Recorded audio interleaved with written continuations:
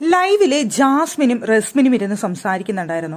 അവരുടെ ടോപ്പിക് എന്ന് പറയുന്നത് ലാലേട്ടൻ എന്ന് വന്ന് ചോദിച്ച കാര്യങ്ങൾ തന്നെയാണ്. ഗബ്രിയും ജാസ്മിനും തമ്മിലുള്ള റിലേഷൻ അതെന്താണ് എന്നുള്ളതാണ് അവിടുത്തെ ചോദ്യം. അപ്പൊ ലാലേട്ടന്റെ മുന്നിൽ ഇന്ന് അതിന് കൃത്യമായ മറുപടി കൊടുത്തത് അവിടെ ജാസ്മിൻ ആയിരുന്നു. ഞങ്ങൾ തമ്മിൽ ഇഷ്ടത്തിലാണ്, പക്ഷെ അതൊരു പ്രണയത്തിലേക്ക് പോകാൻ ആഗ്രഹിക്കുന്നില്ല, അത് നടക്കില്ല എന്നുള്ളത് കൊണ്ട് തന്നെ അങ്ങനെ ഒരു റിലേഷനിലേക്ക് ഞങ്ങൾ പോകുന്നില്ല എന്നാണ് പറഞ്ഞത്.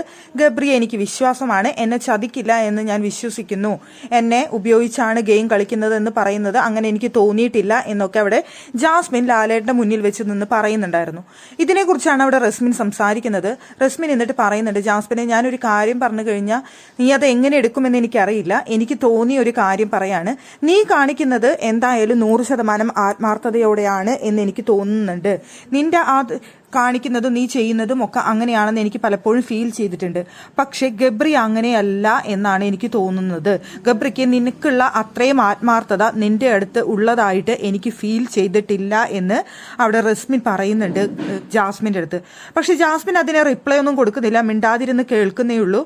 പക്ഷേ ജാസ്മിൻ അത് വിശ്വസിച്ചു എന്ന് എനിക്ക് തോന്നിയില്ല. പിന്നീട് അങ്ങോട്ട് അവിടെ ചെന്നിരുന്ന് ഗബ്രിയുടെ അടുത്ത് സംസാരിക്കുന്ന ജാസ്മിനെ കണ്ട സമയത്ത് എനിക്ക് തോന്നുന്നു ജാസ്മിൻ അത് സീരിയസ് ആക്കി എടുക്കുകയോ വിശ്വസിക്കുകയോ ചെയ്തിട്ടില്ല എന്ന് തോന്നുന്നു. എന്തായാലും റസ്മിനെ തോന്നിയ കാര്യമാണ് റസ്മിൻ അവിടെ ജാസ്മിന്റെ അടുത്ത് വെളിപ്പെടുത്തിയത്. റസ്മിൻ അങ്ങനെ ഫീൽ ചെയ്തിട്ടുണ്ടായിരിക്കാം.